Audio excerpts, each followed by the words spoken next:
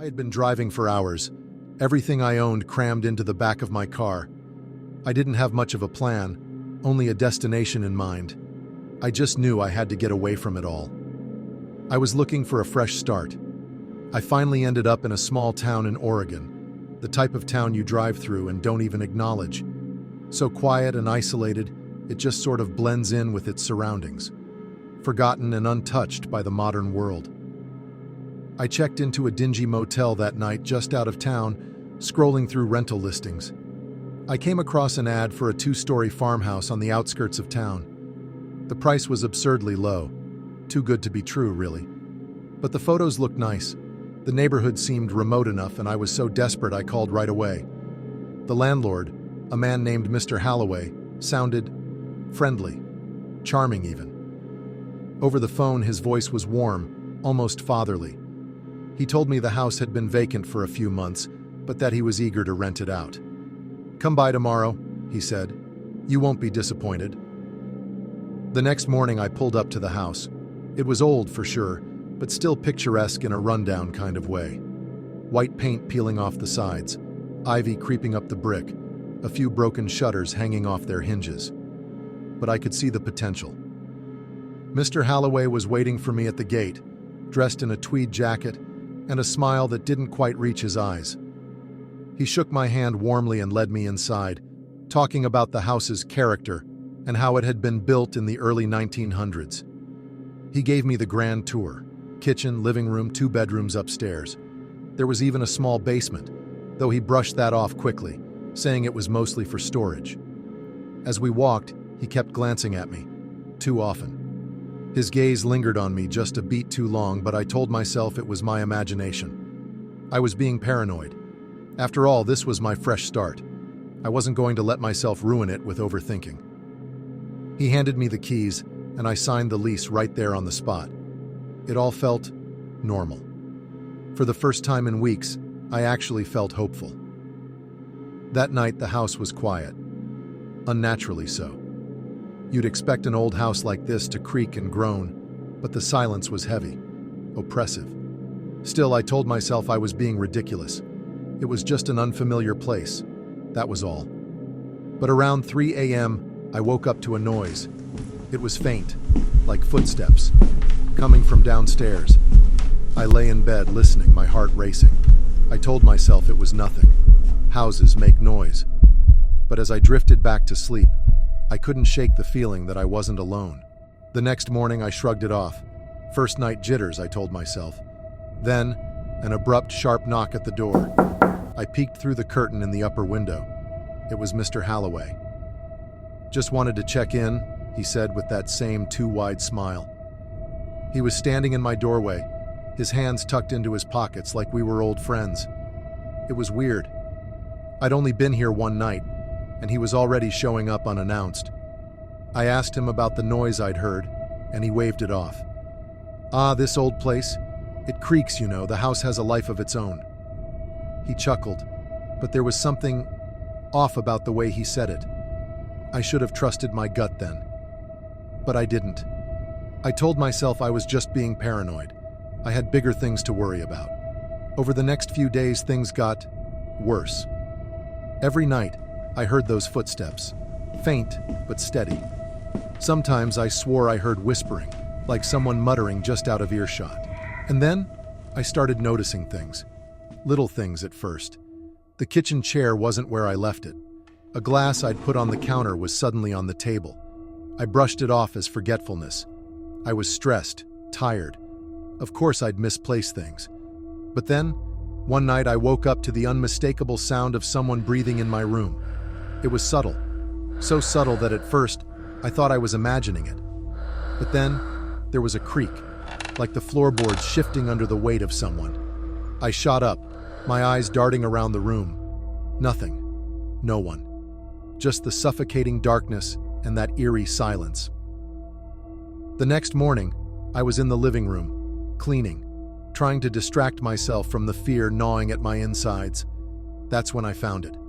Behind a large bookshelf that had come with the house, there was a small door. I hadn't noticed it before. It was hidden so well that you'd never know it was there unless you were looking for it. Curiosity gnawed at me until I couldn't resist any longer.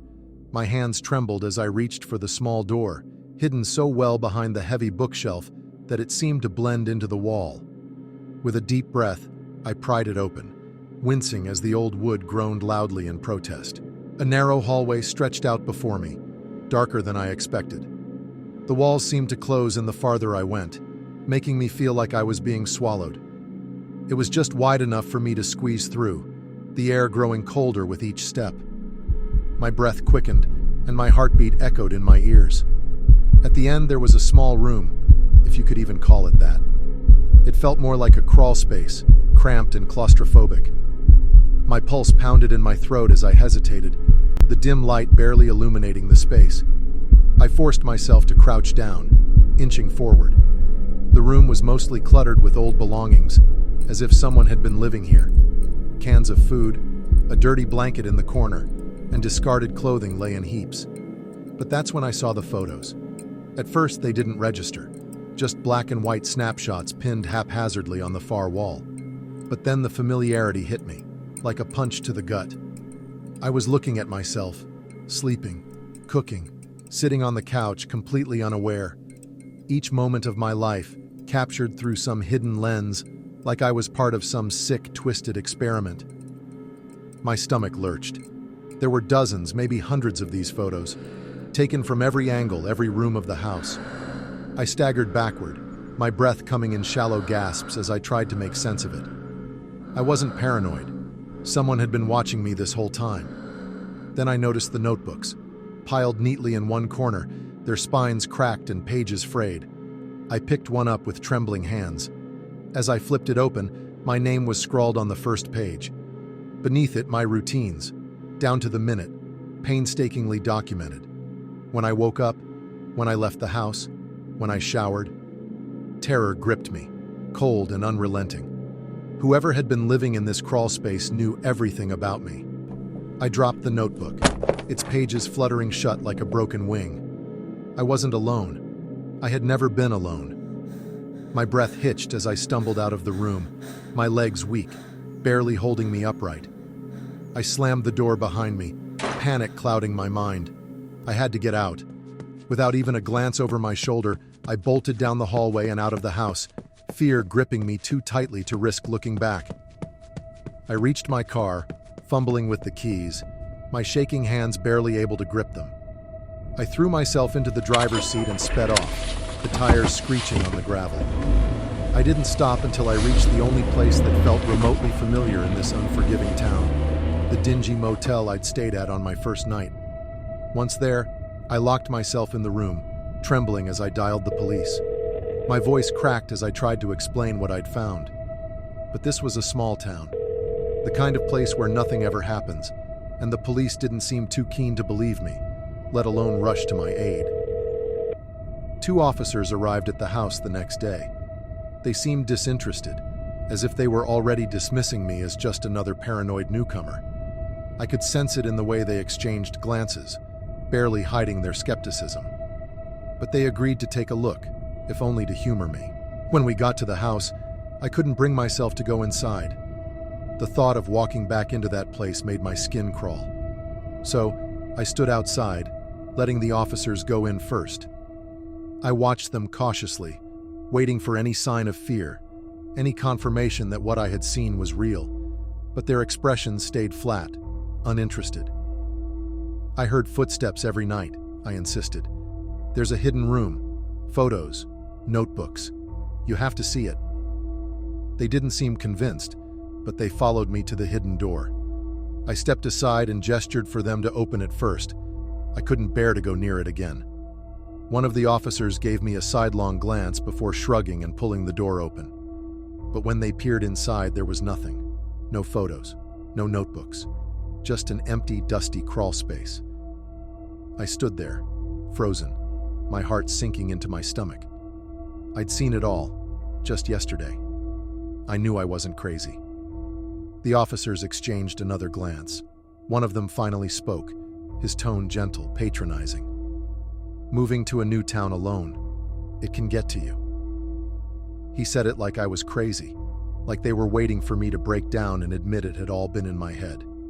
I tried again to explain about Mr. Holloway, the landlord, the lease, everything. But when they called the agency, they told the officers there was no record of a Mr. Holloway. No landlord, no lease, nothing. That same day, I packed up what little belongings I had and left without looking back. Even to this day, I can't help but wonder, was I ever really alone in that house? Or was it all just in my head?